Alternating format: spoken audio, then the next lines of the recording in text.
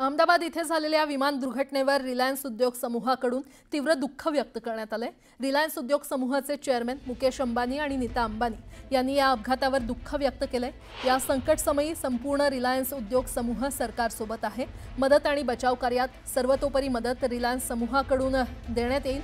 मृतांना श्रद्धांजली देत पीडित कुटुंबांना या दुःखातून सावरण्यास मदत मिळो अशी प्रार्थना देखील रिलायन्स उद्योग समूहाकडून करण्यात आली।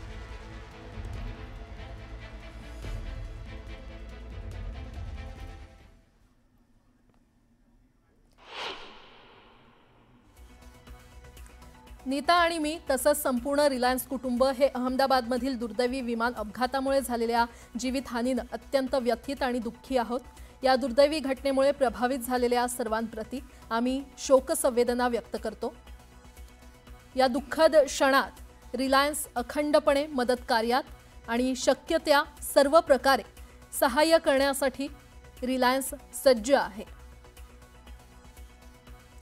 या धक्कादायक दुर्घटनेचा सामना करण्यासाठी सर्वांना बळ मिळो अशी आम्ही प्रार्थना करतो।